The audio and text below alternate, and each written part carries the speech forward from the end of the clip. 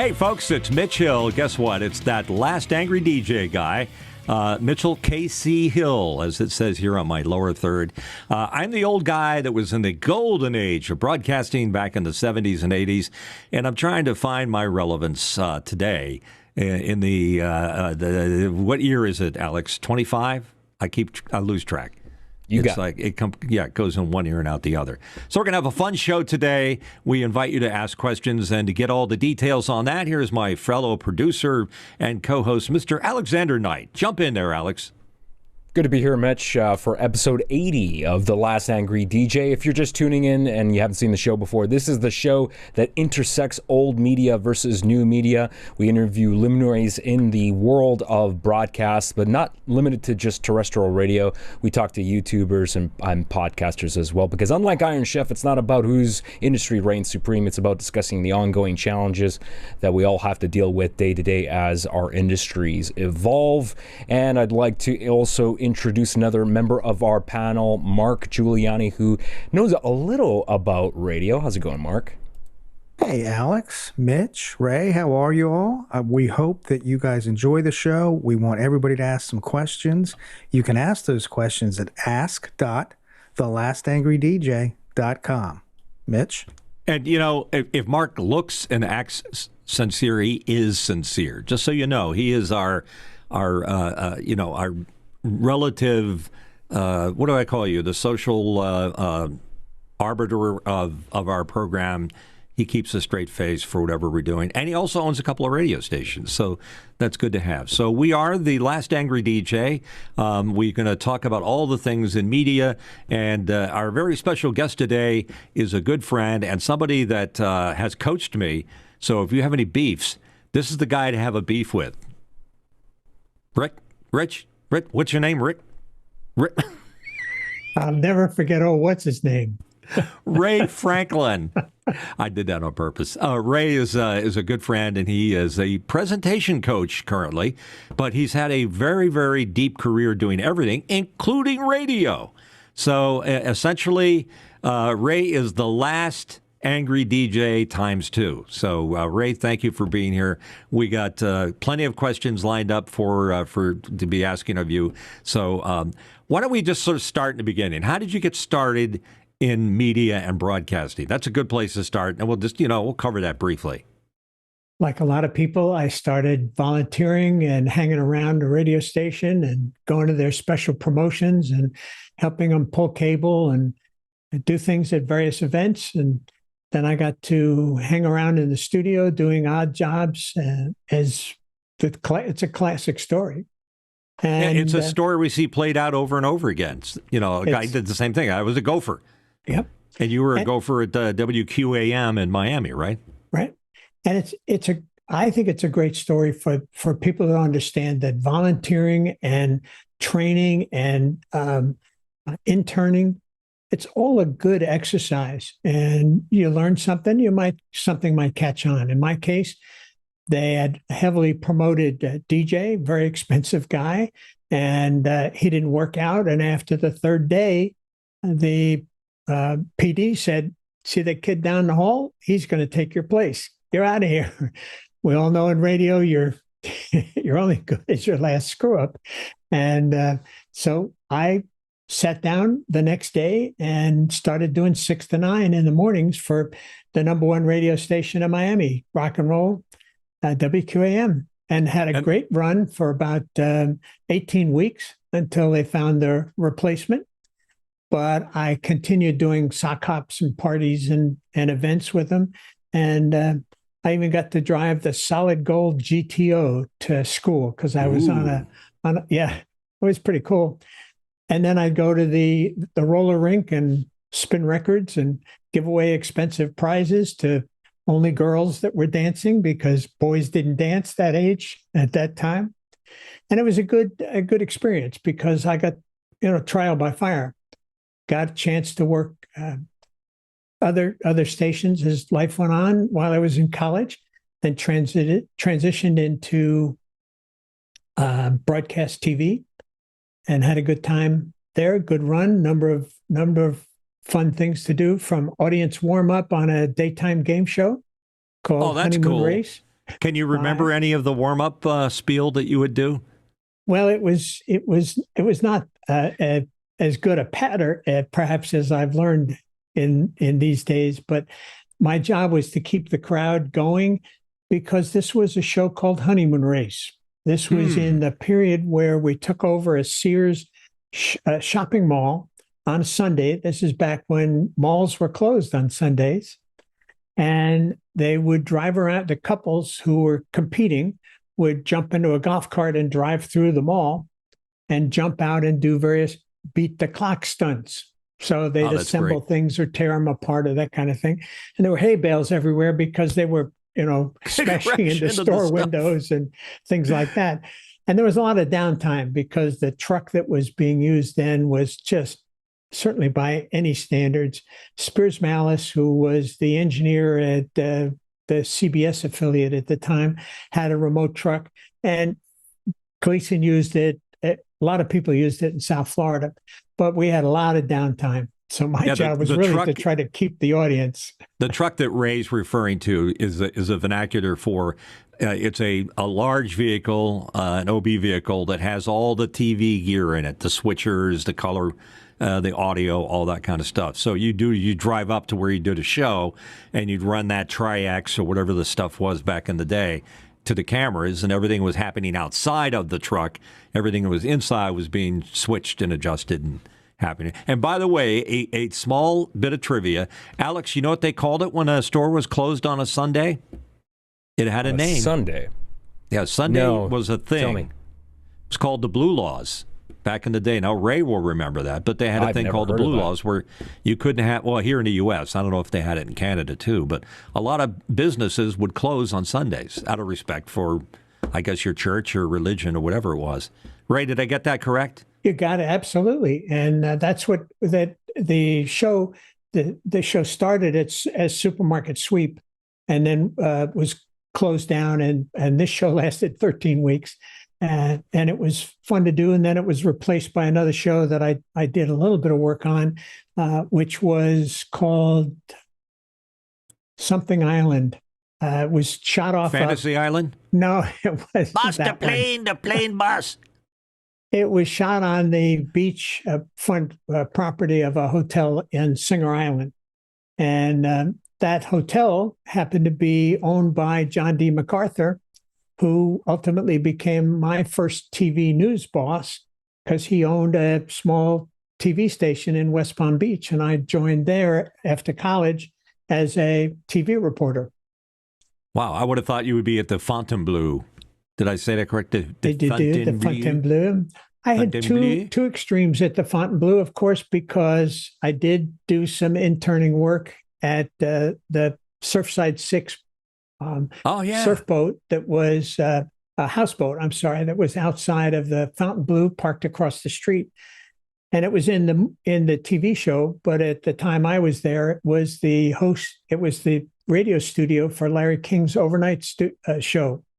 And I poured coffee and did gopher things during that show. And it was across from the Fontainebleau. Many years later, after graduating from college and giving up on the news business, I helped start an AV company, and we were the AV contractor for all events that were done in the Fontainebleau. So it was kind of a fun thing. Good turnaround. Back in those days, was that when the Rat Pack would be there? Oh, absolutely. Absolutely. I was gonna say. It was my uncle used to go there and hang out with those guys all the time. It was before a standing Vegas reservation. Yeah, Vegas. All the big shows were at the Fontainebleau.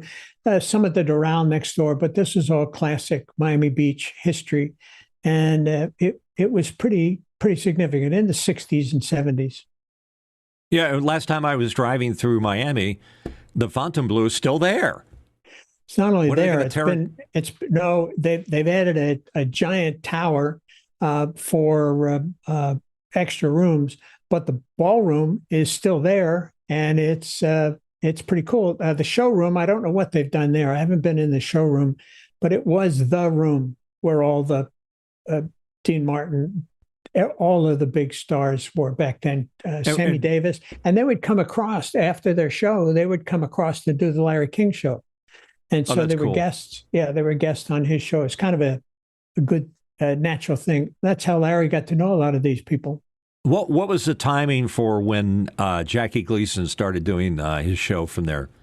That variety Jackie Gleason show came to Miami famously in a train with a chartered train with who were the showgirls? The June Taylor dancers. June Taylor dancers.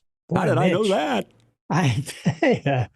And that was a big deal because they came to the auditorium in Miami Beach and did the show there for many years. I don't know that I can recall when it started there, but that same truck, Spears Malice's truck, is what used to switch the Jackie Gleason show. I got it was like on a Sunday night. It was done live before they had kinescopes and stuff like that. And it was a fun backstage. Got to meet Gleason later on in the AV company that I did. I had the chance to install some video equipment in his home, and got to meet him and hang around at the house. It was kind of cool. Was he a nice guy? I mean, was he? He was. He was a genuinely nice guy. Why he Miami, of all places? Did they the Chamber of Commerce convince him? I think it was a financial deal, Mitch. And they still do that, but I think that's what it was. Very successful. Everybody was talking about it. And it took until Miami Vice to have a big-time show being featured in actual Miami Beach. So it was kind of weird that time in between Don Johnson to Jackie Gleason. What a contrast study that is. There were some other things that went on there. Of course, we had the Ivan Tor Studios that were down there. Oh yeah, which is the animal where, shows. Yeah, the animal shows were done there, and that Big was done in Miami. All those shows. We've talked about on occasion also Criteria Recording Studios were there, and that's where a lot of the big artists back in the 60s and 70s did their recording in Jeep Harned Studio. Jeep Harned, also a big piece of MCI recording, and they built the consoles and the tape machines, and it was a big industry in Miami until Sony bought them. So it was pretty. And the artists that recorded there, everybody, especially the Bee Gees. The Bee Gees were really big there. So Miami was a happening town, and still is. It's just a whole different, set of circumstances and rules. And you're close to there. I'm not going to have you tell you exactly where you're living, but you seem to have made Florida your home. So good on you. I've come back to Florida every bit since 1964 when we moved here from Long Island. I'm currently not down on the East Coast where Miami, Boca, Palm Beach, those places are. I'm about 50 miles north of the Disney World theme park literally in Central Florida. I'm equal distance from the Gulf of America to the Atlantic Ocean.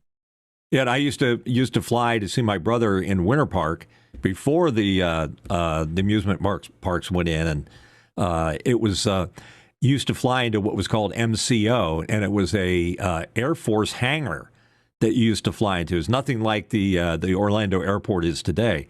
But were you flying in there when it was a big hangar that you flew into? Outdoor baggage claim. But that was those are the old days. Yeah. See, we're showing our age. We just couldn't help ourselves, right, Ray? So you had a second career. You left radio, went into broadcast television, and you continued on into television in different capacities. Give us a few highlights. Well, while I was still in college, I did the morning show. I started as on camera, and then I did the farm and market reports and the weather for the Ernie Lee show at Channel 13 in Tampa, which was the CBS affiliate. CBS didn't have a morning show, and so the local station filled in with that, and I got to work that show for a while, and that was fun. Got very involved in the local University of South Florida broadcast program just got started. So I got involved in producing and directing and moved on to do that, where I actually worked on championship wrestling from South Florida with Gordon Soley. It was a big thing where we would tape every Saturday morning, and they would fly the tape up to New York, and it would run up there, and that was quite an experience because my Is that grandfather. pre-Turner or post-Turner? Oh yeah, well, way pre-Turner. Yeah.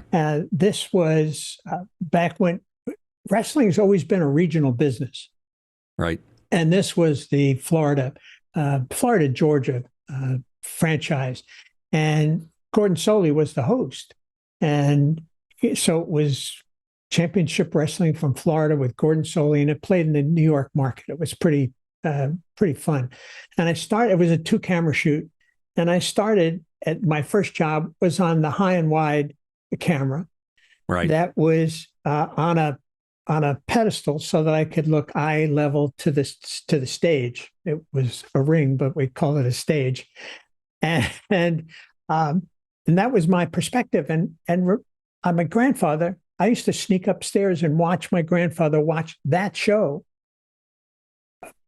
behind his rocker while he was just howling laughter with wrestling. It was just he just enjoyed it. So on camera, when you're, this is a terrible thing to say because I've had a lot of corporate wrestling gigs, but the first time as a fan, I'm on camera, I'm looking through the monitor, and then I looked outside the monitor. It's just a barn. It was a garage, and there were 3 rows of people on the left and right side, and 4 rows on the back. The walls were painted black, and there were silhouettes painted on it, and it was just the stage. And then to the left was the interview set. And so they made it look like a giant with things, tons of people there. It was at the Sportatorium in Tampa. There was no Sportatorium. It was a garage. And then there was a handheld camera, and it would do the fights that are on the ground in front of my high and wide camera. But that was only the beginning of my wrestling experience, because ultimately I built a company called Beyond Belief Productions, and we did the indoor pyrotechnics for World Championship Wrestling, which was the Turner competition to Vince McMahon. Ed McMahon. Sorry about that. And we did when they blew up the ring ropes or fireworks went off or anything like that for the specials and for the local events. And we did indoor fireworks, and it was Ray, I don't know how to tell you this, but wrestling is fake. Really, it's fake. Am I allowed to say that to a wrestling guy like yourself? I'm not allowed to admit that. My first introduction was, I'm trying to remember the famous wrestler at the time who said, "Okay, kid, you're going to need to know how to shoot this." And he took me on the stage, and I couldn't believe how bouncy the stage was. It was really quite elastic. And he did a full suplex of me, showed me how to land, what have you. And he said, "Now it's important that you open the camera." That was my introduction to wrestling. And it was so much fun, right on through getting to know Dusty Rhodes, the All-American Dream, who was the man behind the curtain at WCW. Sure. He literally was behind a curtain. Nobody could talk to Dusty during the show, and he had a headset on, and he called the show. And of course, a suplex is when they jump off the ropes and they land on top. No, this was he took and he slammed me over his shoulder. Oh, it was a half suplex. Okay. Oh, sorry, Mitch. I'm just trying to get the details. Because I watched a lot of this myself and was very entertained by it all. And at one point, wrestling was the #1 show on television, bar none. The pay-per-view numbers, when we were doing Turner WCW, the pay-per-view numbers were up to 5 to 8% of the total cable companies were subscribing to wrestling. Wow, amazing. It's huge numbers. Huge numbers. Unbelievable. And what made you transition out of that? I sold the business to somebody else, and went on and continued producing corporate events. And that's where you and I might have met. What's strange is we were in the same place multiple times, but we don't recall actually shaking hands and saying, "Hi, I'm Mitch," and "Hi, I'm Ray." Those are the days. We have a lot of mutual friends. Yeah. That's really big. And the DuPont products, which we were blessed to have a part of, we introduced, for example, Stainmaster carpets was a big event that we toured around the country to the marketplace and introduced with singers and dancers and a top hat and all kinds of crazy production to Stainmaster. That's when there were big budgets. And so the fact that we didn't meet, there was pre-production time in Delaware, there were time on shows, but there were anytime, some of these shows had 100 staff people. Yeah, and I was on some of those programs doing stuff for DuPont Antron with the trilobal fibers. I mean, I did all this voiceover stuff and announced product, and Stainmaster was a big customer. I wouldn't be dressed well if it wasn't for DuPont. So those are the days, Ray, but those are gone. Those are days when they would do these shows and they'd spend millions of dollars to bring together a couple hundred sales guys from across the country or to introduce a product or service. And those days are history. So here we are in our current incarnation. All those things are in our past. I'm sure I skipped a lot of details in between. But the interesting thing about our becoming reacquainted is we began to find out that we did a lot of the same shows together, didn't realize it. Some for DuPont, some for other companies, big corporate, they were Fortune 10 companies that we were doing these programs for. And we find out that we've known each other and we have mutual friends. And it's just a great reconnect. And Ray, out of the goodness of his heart, or maybe the certain evil kindness to it all, we gathered together first on office hours, and then just together. Ray took it upon himself to begin to critique my presentation on camera.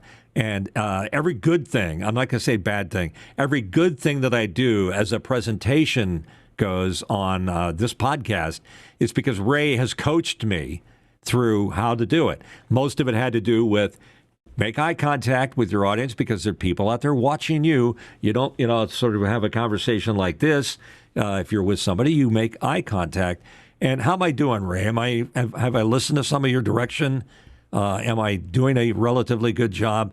What would be your review of my presentation these days? Well, proof is in the pudding. You've got 80 shows. This is show number 80 under your belt. You guys have done a great job, and you've obviously met the bar for repeat audience, which is pretty good. Each of us have our own presentation style, and especially you want to be yourself. You don't want to pretend to be somebody else. You can't pull it off time after time after time in this very intimate medium. And so you've got to come across first and foremost like you're talking to one person. You're not talking to how many millions of viewers do we have? Alex, I forgot to check. Yeah, Alex, jump in there with that. What's the latest statistics showing? We have, as of this day, September 14, 2025, we have 208 subscribers to this man, that's awesome. YouTube channel. Yeah. 200, let's make it 209. Well, Ray is here. If each one reached out to two friends and said, you've got to be watching the Last Angry DJ, you could triple your audience. I think it's you are a marketing genius. You truly are. You're a marketing genius making that suggestion. And the great thing about all of this is that it's so simple to do. And Ray would go on to say, and forgive me if I'm stepping on your toes here a little bit, but because of the age of visual and this, Zoom calls, meetings that used to be done in person. You used to, as a sales guy, you'd go in, Mark, you might appreciate this, you get your Armani suit on and you go and pitch to a car dealership. And you would wear your nicest suit because that was how you made a presentation. Today, going on camera and having a presentation during a Zoom meeting is important as wearing a great suit and having a presentation. Now, I was never one for wearing, excellent suits. But I do wear a polo shirt. But I try to have the thing that Ray taught me, which is the presence and the acknowledgement of the individual you're speaking to. So people get that feeling that, oh, yeah, he's talking to me. And there was a time. Go ahead, Ray. It's very hard to do, especially if people are concentrating on a webcam. And the webcam is what we've all been forced to use since the beginning of COVID, lockdowns and what have you. And it's very hard to concentrate on this inanimate, tiny little object.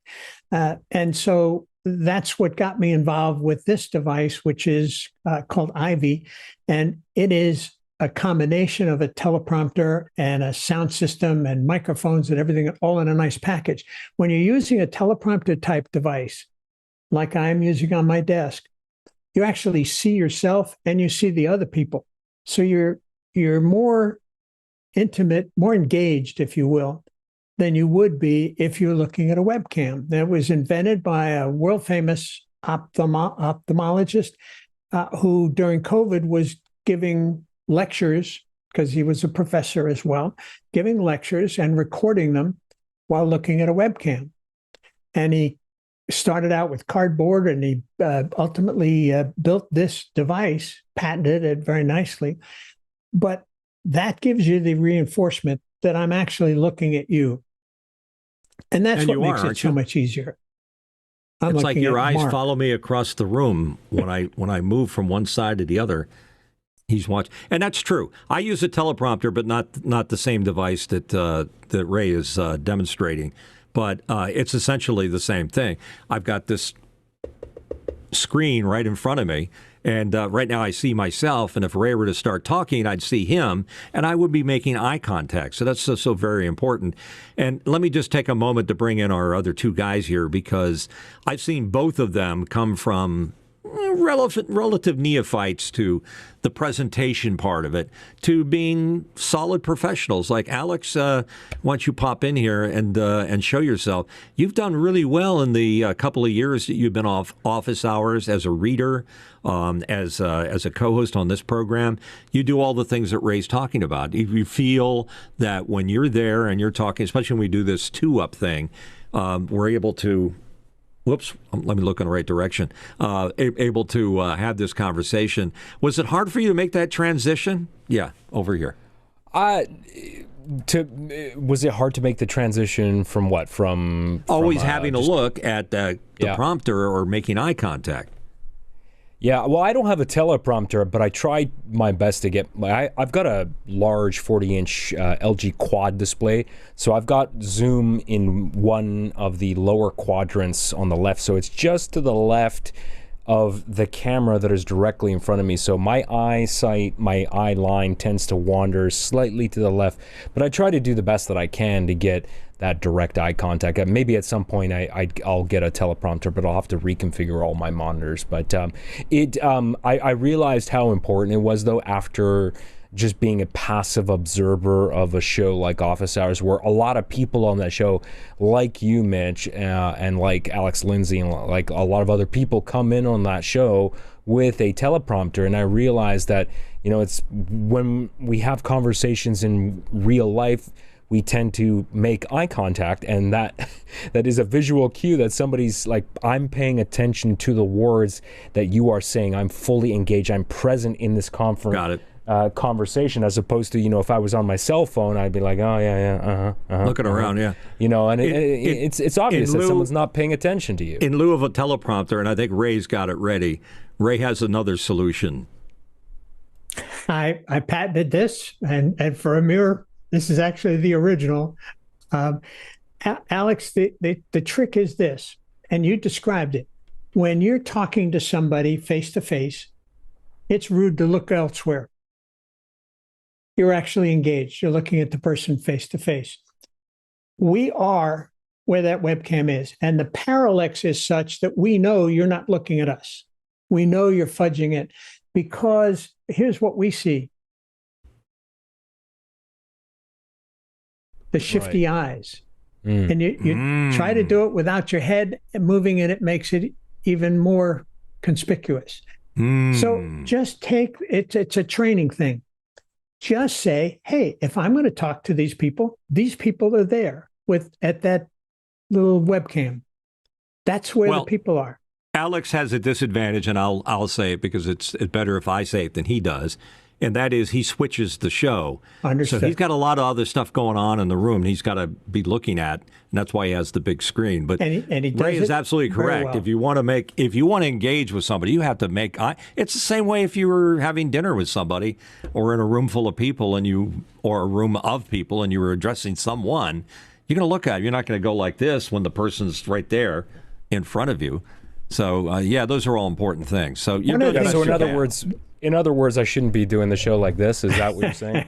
Not like, hey, one of the things that Alex brings, other than his ability to switch the show, which he does such a good job, he is genuine. He appears to be genuine. I've never met him, but I think everybody gets the feeling that what you get on the Last Angry DJ and Office Hours and other places where I've seen Alex, this is Alex. And so it does allow you the freedom to move around. I'm not trying to penalize you in any way, shape, or form. Start with the being genuine, which you are, and you pull off very, very well. Just remember, it's so easy that when you want to make a point, you just quickly, I want to make a point. And then you go about doing what you're doing. Now, who's really got a tough job, a radio guy, Mark, how did you learn to look at the camera? I was never really in radio behind a microphone, so it wasn't that big a challenge. But understanding that 90% of communication is nonverbal, it's very important to look at cues from people when you're talking to them in a conversation. So I am using a teleprompter. The only problem I have is that the teleprompter I'm using is so small I can't put the gallery in it, because it's just that small. So my gallery is right below, so you'll continuously see me shift to see everyone's expression and the feedback, the nonverbal feedback I get from the comments I make. So if I make a really dumb comment, I can see Mitch go. Well, fortunately, you've worked with these guys long enough to know what the reaction is. This monitor on the Ivy is 10.5 inches, and it's designed that way ergonomically to sit on a desk for a corporate executive or a doctor doing telemedicine, to get them close enough to it so that they're actually having one-to-one conversation. When you move in closer to your teleprompter, you'll be able to see more of the gallery. As you get further back and use zoom ability from your camera, you tend to exacerbate that situation. So if you want to put some of the people up there, the technology now exists, you could put some of them up there, but you also can turn off your picture so that you never are showing you. And that's an advantage that you can take advantage of if you so desire. Then you don't have to see you or the speaker view. It's always the gallery. Yeah, Alex is switching through Mimo Live, and he could do that if he wanted to do that. I don't have to be up on the screen. He could just bump to somebody else while I'm talking, like he could bump down to Mark right now while I'm speaking, and it wouldn't be that hard for him to do that. And that's a real face there. That's really Mark looking back at you. And the other thing that I have to say is that I'm a radio guy that came into doing visual stuff. You know, I used to direct a lot of TV infomercials and corporate, product presentations. And I've had a lot of experience with presentation. And a lot of it has to do with your mannerism, that you just look at the teleprompter, but it's how you position your body, your face, how you say what you're saying. Not a lot of and Ray was on my case about that not too long ago, saying we need to cut your ahs down by 2, and I think I did okay with that. But that's the other part of it, is that you have a presentation. And that's something like a coach like Ray will do for you, is teach you how to speak above any kind of noise and, interruption, have that, that slight smile on your face when it's required, all those things. So it's pretty cool. And Alex, he wants a teleprompter, baby. He just sent a note to me. Well, actually, teleprompter may not be the correct word. I think Errol Morris came up with Interatron for using a teleprompter to show Interatron. people. Yeah. And a Interatron is something different. Interatron is where you put both people facing each other, across each other, at different different camera And that's what angles. Errol Morris did. Yeah. Yeah, and then a Teletron is basically what this is. I'm not really using it as a prompter because I've never read copy off this. And when Alex does his opening bit where he's explaining the whole here's how you get in touch with us and all that, he's doing it off the top of his head. He's not reading a prompter, right? Alex, you're not reading that. You're remembering that. That's a skill. That is correct. Yeah. That is a skill. Not scripted at all. That answer he just gave me is not scripted. He actually got it off the top of his head.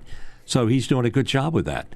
And he's smirking right now. So, you don't get to see all the reactions. But a good director would jump to the reaction shot and then come back to me just to get that. But he's a pretty busy guy.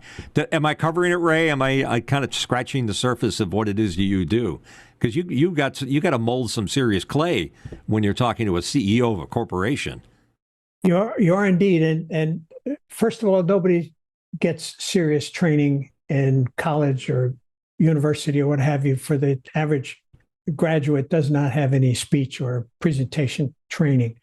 The second thing is that for years, many of them have been on a stage, doing it live in public or doing it in a boardroom, and getting them to put this in a small package like this has been a difficult thing for some of them. And that's the advantage of a prompter type device, is that it does focus you. I've got just as much tech around me as you do. I've got 6 monitors and all kinds of distractions. But when I'm looking at this, as opposed to looking at a webcam somewhere on my big display, I'm only looking at you guys. We have had a couple of shows where the CEO said, listen, I don't want to see me. I want to see the other people. And they've done a special feed to him. Alex, can you do that? Can you give a back feed with Mimo Live so that the talent can actually see the group shot? Is that something within the Mimo Live capability? I know it's Oliver's invented. Yeah, you can absolutely do that. I haven't set it up that way, but there is a what is going out to program is, the audience can't see this, but what is going out to program is inside our meeting that we are in right now. So right now I'm on my shot, so you can see there's 2 of me. There's one that says Mimo Live Recorder. But for example, right now, and of course Mitch has stepped out away from his desk so we can't see him. But if I go to a 4-up right now, you can see. So yeah, I can do shots like that. You can configure it however you like. There he is. He's back. Sorry about that. I had to shut the door. That's okay. My doggy friend is technical things. He can hear my radio voice, and now he wants in. So he's downstairs in his crate. Has your dog made an appearance? Mitch has a new dog. If folks don't know it, has the dog made an appearance? But the problem is, if I bring him up here, then I got him for the whole show, and he won't stand still for that long. So I'm waiting until he gets a little more patient. So Ray, what are the biggest challenges you have? You just said that most of the people that you coach are on big stages. So what's the biggest challenge you find bringing them down in scale to present over a TV camera, so to speak, as opposed to a live audience? The challenge is the transfer, because you have a certain sense of power when you see everybody and you're in the same room. When you're in a hybrid or a digital first event like this, you've got to have a built-in confidence in yourself that you can do this in a room by yourself. And that's the challenge, because people tend to perform or they tend to ignore. It is, I see that so many that where people are they're just having a great, you're on TV. If I put you in a TV studio, and all these corporate executives have been on a TV show, been interviewed and what have you, I explained to them that if you were on a TV studio, you would be looking at that camera. And that's the same thing the webcam is. Now, in the old days, there used to be a camera operator behind it. And I said, talk to the camera person, because they're looking at a monitor so that you're communicating with them. No TV studio has cameramen anymore. That's all gone. It's all robotic and it's all pre-programmed. So we don't have that advantage. So it does take some rehearsal.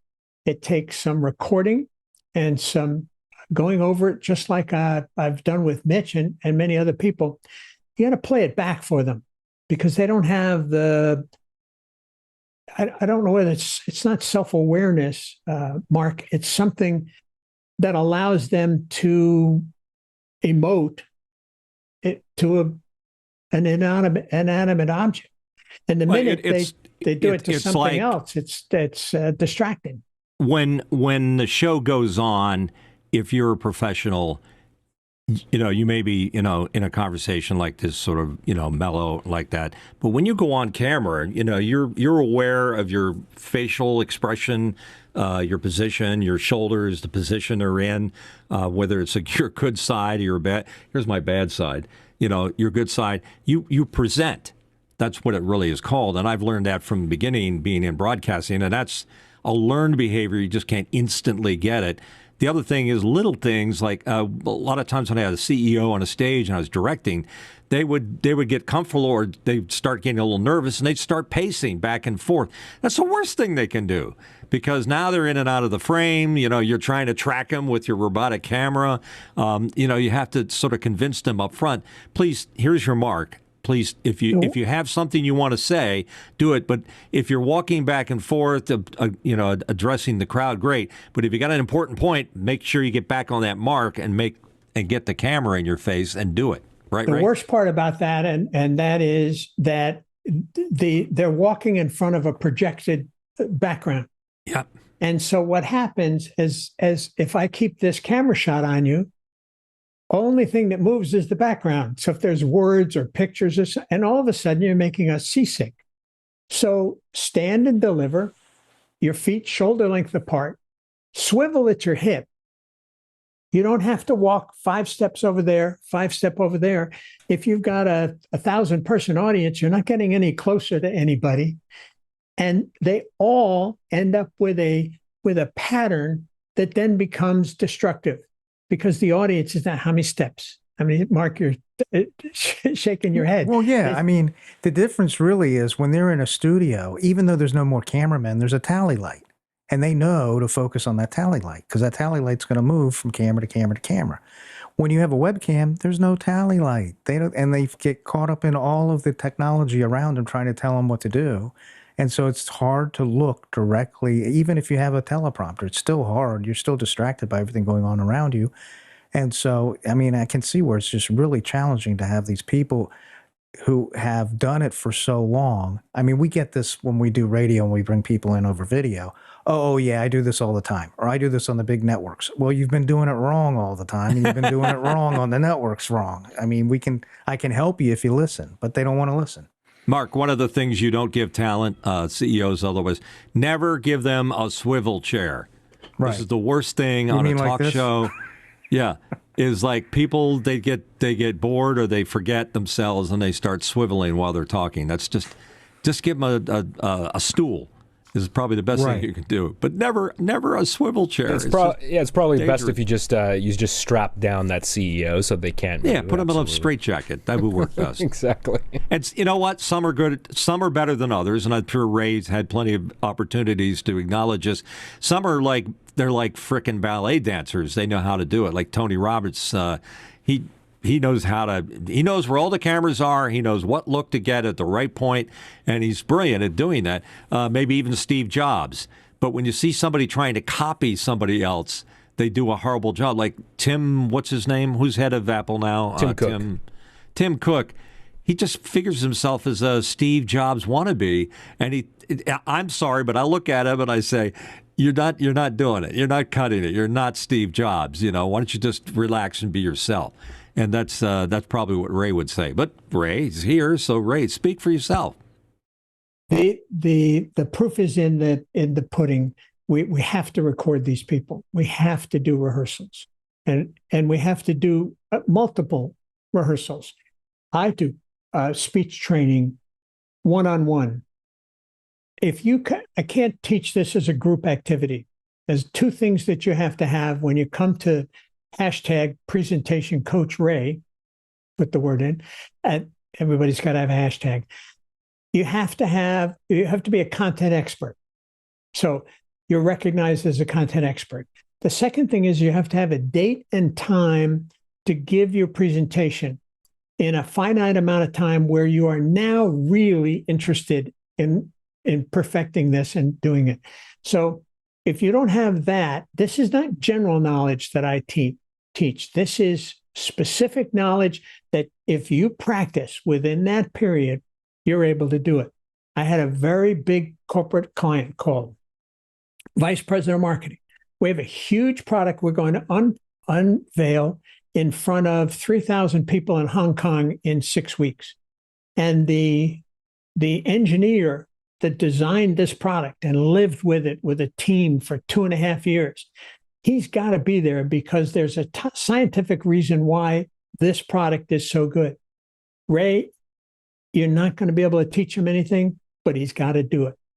And so the old instinct with this very big company, global company, is that they had to have a script. It had to be approved by legal. The slides have to be approved by legal and everything else. And I get in a rehearsal with this guy, and he was dreadful, absolutely dreadful. The slides were okay. The script was not his words. And I finally said, all right, we're getting so close to this. Let's throw the script away. Because they had him reading script next to the slides on the screen. You can't do that. Throw it away. Have you approved those slides? Yes. Did you design this product? Have you lived with it for years? Yes. So if we put this picture up, do you know what to say? Yeah. They did not know about that rehearsal. He got back from Hong Kong and I got a phone call that said, how did you do it? And you just let the person be themselves. Let them come alive. Let them show how they're proud of what they do and rehearse them. But it's got to be targeted rehearsal within a finite period of time because people are, especially these busy executives, they're too busy to do anything, let alone rehearse. Yeah, a lot of those executives, by the way, are used to giving commands to everybody around them, and they're considered to be the smartest person in the room. And sometimes you have to be very, very careful how you give direction to a CEO or head of state or whomever. And Ray, why don't you give a couple examples of that? You got to overcome that and be somebody that's their Dutch uncle, I guess, giving them direction. Well, I've had all extremes, but the advantage that I've had is I don't work for them. I'm a hired gun, and I come with credentials. And I've come with success probably somewhere within your organization where you've seen people get better at what they do. And so I'm going to tell you, I don't have the same restrictions that the vice president of marketing has or the product development person has, because you can fire me. But at this point, we're in this together. Let's make it work. And I can make that transition. One of my favorite stories, a corporate event every year we did for GE Capital down in Puerto Rico at Saramar Hotel. And occasionally we would get Jack Welch, who's the chairman of GE. He would come and speak. But Jack did not deal with technology at all. And so we had this giant 40-foot screen on stage, center stage, the lectern off to one side.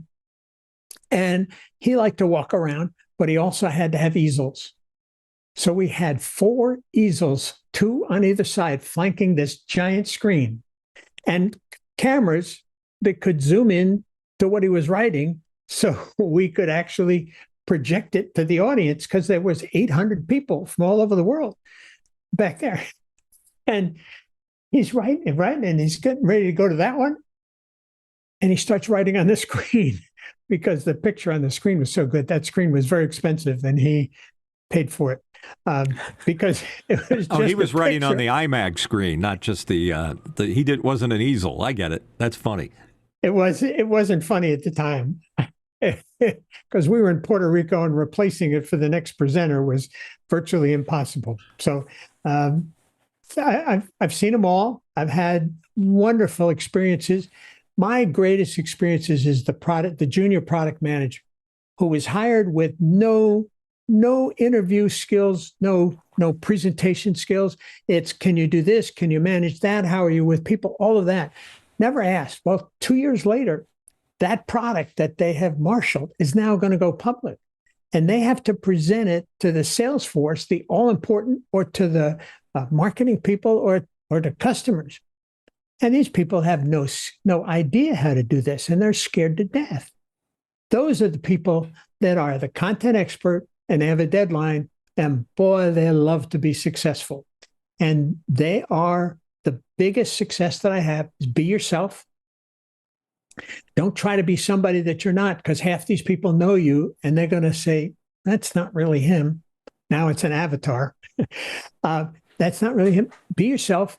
And the second thing is talk to just one person at a time. We have an amazing ability, and I tell people that are using this technology that if there's 1,000 people watching, all at home or on their cell phones or in a bar or a restaurant or in a living room, everybody thinks I'm looking at them. Well, it's no different than the broadcaster, the sportscaster, or the evening news person. They're looking in a webcam, Alex. So how do you deal with somebody that's super nervous, Ray? And a lot of people are. It's natural. I mean, one of the biggest fears people have out there is going in front of crowds of people and doing, public speaking. How do you calm them down? What's the easy way to do that? You calm them down by rehearsal. You calm them down by being confident and by being realistic. In the corporate event where there's singers and dancers and what have you, it's even more difficult because you have to hit your mark. And those days are gone. And you mentioned Cook from Apple. That's why everything he does is all shot and put together. Almost too much in my taste. But that gets rid of that whole. He's not presenting in front of a large audience anywhere near the way Jobs did, so they don't have him do it. They have him do it under tightly controlled. They tried that for a while and it didn't work out for him. Go ahead. You had something else. The other training is training for press interviews, and that's typically left to the advertising agency to deal with that. But the training in how to listen. If you're on a stage and you're in a two-person conversation, you have to actually listen to the other person. You have to actually forget that the audience is there. Those are separate challenges. If you're a member of a panel on stage, you have to do certain things. The tech has to be better. I did an event recently where the 6 people on the panel could not hear anything because the microphones they had on them was all speakers to the audience. So this guy 30 feet away from the other person couldn't hear each other because there was no foldback monitor on the stage. So the tech gets into it a little bit, and I try to get involved in that part because I was very heavily involved in that for quite some time. Sounds like a rehearsal situation. Ray, do you ever find that people that are not experienced, or perhaps it's their first time being in front of a microphone? I know from my own experience dealing with a variety of different guests that we have to interview on podcasts, that somebody that hears their own voice, like I'm wearing in-ear monitors, which are almost invisible, but I have my own foldback here. And I remember the first time as a kid where I was trying to record something and I was recording it to tape and I heard my own voice coming back at me and I thought to myself, well, that's not me. I don't sound like that. And it's jarring for some people to get over that. Do you find with corporate people, like how do you get over that obstacle of hearing yourself through a microphone, through headphones and all that? In most cases, it's best you don't give them a headset. You don't give them an earpiece unless they're talking to somebody remotely, which often happens. And there's a lot of skill, a lot of training that's involved in that, because having a one-to-one conversation for somebody that's 1,000 miles apart, as we're doing, requires a different sensibility. But again, it's just talking to one person. So you just don't, I'm not listening to myself. I'm only listening to you guys. And I would not put my voice in my earpiece, even as a seasoned presenter. I did in radio. That was the cool thing, to have your headphones blasting and the whole environment. But in this world, while I'm wearing an earpiece, you see, these are worn by newscasters for decades. In fact, these are probably decades old. You do not give them their sound. you're doing it, obviously, Alex, because you're also monitoring the sound, and you got to know, is the guy's mic still on? Is my mic still on? So your technology is even better. But look what you just did. You looked at the monitor, at the webcam. That was a fantastic reaction. I appreciate that. I do try to look. So my camera's in front of me. So what I do is I've got a Lumix camera, and it says GH5 on the camera. And what I do is I don't look directly at the lens, but I find if I just keep my eyes focused on the badge that's on the camera and look right there when I have something important to say. I don't always do it, but I try my best. So I appreciate you bringing that up. The parallax is what you have going for you. The further away something is that you're looking at and pretending to be looking somewhere else, it becomes impossible. You've selected something for some reason. It works for you to have something that's only this far from the lens. And that's good, because I just had that reaction. You were talking to me, and I know you couldn't see me, but it was Alex talking to me. It was cool. Yeah, nice job, Alex. And, he's made some progress in the 2 years that I've known him. When he first came on, I was one of the guys on After Hours saying, Alex, you got to get on camera because you just look cool. You're a cool-looking dude, and you have a personality. Why don't you give it a shot? And he did it on his own. And when I said that I wanted to do this program, and I was looking for somebody to produce it and co-host it, Alex was the first guy. He put his hand up like instantly and said, I want in. And it was the best thing in the world that we ever did. Well, Mitch, I'm a glutton for punishment, so what can I say? Plus, he was able to punch in a picture of him next to you, which supported his power. I don't have that. And see, Ray noticed that, and I don't get the comment on that because it's too behind the scenes. But there's all kinds of stuff that goes on in a live broadcast, and the one thing that I think Ray would agree with is that there are so many things that happen even at the big time that you don't know about because they're so professional they don't react to it. You've probably seen a person being interviewed, and all of a sudden they're concerned with what's going in their ear, and then eventually they might just pull it out, and it's sitting there hanging on their shoulder. What's happening is that the IFB is either delayed, it might be on a satellite, or they might be getting contrary instructions, or they may just hear a guy talking about what he had for lunch. It's very distracting. But a professional can just tune that right out. I got to a point where I was able to tune out delays. The engineers used to like to mess me up by, putting. If you ever talk while there's a delay on your voice, it's extraordinarily hard. Go into a football stadium sometime and you see these people singing. They're hearing their voice a half, 2 seconds later after they start singing. That's an extraordinarily tough thing to deal with. So there's all kinds of little gotchas going on there. Zoom, we have it really easy because the IFB is built in. It's there if you want it. We have the ability to see the other players, and rarely is there's things screwed up. But Ray will tell you stories about the old days where to bring this many people together required multiple satellites, a gifted engineering staff, IFBs with separate mixes for everybody to cancel out problems that may be there. And that doesn't even include the things that happened during the broadcast. So it's a lot easier now than it was 20, 30 years ago when they had to have lots of people trying to work together to make that individual sound and look good. What was the talk show they had on TV? It was after Tom Snyder. I'm trying to think of his name. He was like a famous ABC news anchor. This is what happens when you get older. You can't remember everybody's name, but some you do. Peter Jennings? No, it wasn't Peter. It was the other guy. Ted Koppel. Ted Koppel, that's it. Nightline. Right, one there. Yeah. Nightline. That was a good example of an extraordinarily hard program to put together. And Ted managed it all so well. And who helped him? Walt Palmer. Walt Palmer worked for Ted for years. Walt Palmer is friend of show and works for Mark here. So there you go. So Station engineer. Is Walt Palmer available for that? Anyhow, Ray, thanks so much. It's a pleasure to talk to you about this stuff. I'm sorry we don't have more technical questions about what it is, but why don't you explain how people can reach out to you, that if they happen to catch this broadcast, they'd say, maybe I need somebody to give me some pointers. Maybe maybe it doesn't have to be, weeks of education, but maybe I could just do it in a couple of sessions. How do they reach out to you? Well, probably the easiest thing to do is to remember the simple hashtag Presentation Coach Ray.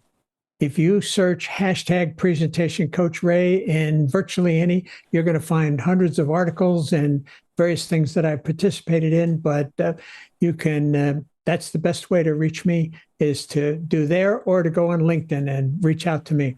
I'm very engaged in LinkedIn, and I'm happy to talk to anybody. I'll give anybody a 30-minute consult, no charge.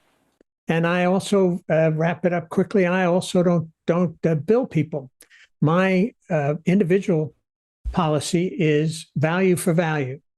And that is, my normal fee is $150 an hour for corporate gigs. But if I'm working with an individual who wants to do this, they keep track of the time we together, and they pay me at the end of each week or each month, however long it goes, at what they think the value was worth.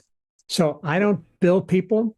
I don't keep track of their time. It is entirely up to them of what they think it was worth. So it's unique, and it's open to anybody that wants to give it a try. So you can, the 30 go ahead and put that full frame. We're on a full frame shot. You can put that slide up there that you have, Ray, if you can. The slide that has the your contact information. Yeah, I pulled that off, and it's not in the system. I'm so sorry to fix catch it you in up like post. that. All right, we'll put it up there. I'm sure it's in the description of the show. And guys, I've been a fan from the very beginning. It's an honor for me to be here, and to be 80 shows. People don't understand. To be 80 shows into this is be as consistent as you are is really something to be proud for. So I'm happy to be here, and thanks for inviting me. Well, thank you for saying that. And imagine the amount of abuse that Ray has had to take from me while he was giving me direction on how to make a better presentation. But if you watch some of the earlier shows, I cringe because I'm like, and I'm distracted by everything around me.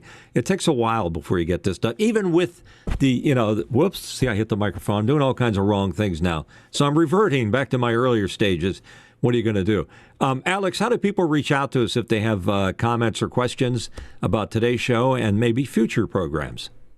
Thanks, Mitch. There are numerous ways that you can do that. One of the ways that you can do that is by joining our Discord community. We have a fantastic Discord community with lots of different channels broken up by the topic that you want to discuss. You'll see a QR code hovering right there over my left shoulder. And if you just pull out your smartphone and scan that QR code right there, that'll get you into our online community, and we would love to see you there.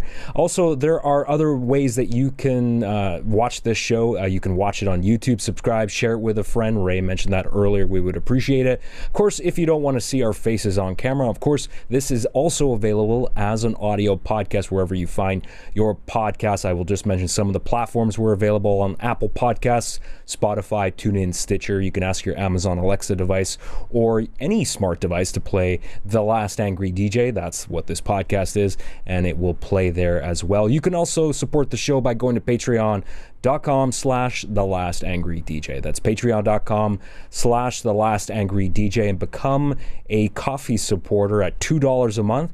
That would also be much appreciated as well. And don't forget to subscribe to the podcast. That will ensure you get every single episode each and every week when it airs on at 2 p.m. Pacific. That's 5 p.m. Eastern time. That's when we stream the show. The podcast usually goes up. The on-demand version goes up the next day on Monday. Sounds good. And Mark, what's your what thing did you learn the most from today's show, Mark? I know I'm putting you on the spot. Well, the extensive experience that Ray has. I mean, we started out, he was admiring me because of being in radio, and boy, do I admire Ray all the more now from all the experience that I've learned from him just through the show. There you go. All right. Thank you, Mark. Appreciate that. And Ray, one last time, how do people reach out to you? How can they get you?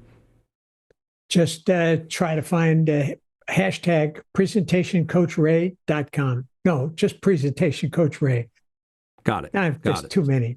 Anyway, just ask Mitch. He'll tell you how to find me. Absolutely. On Discord, we'll pass it on. Ray, thanks a lot. You've been a friend of show for a while, and a lot of the, we talk about how, well scrubbed we look in terms of our presentation.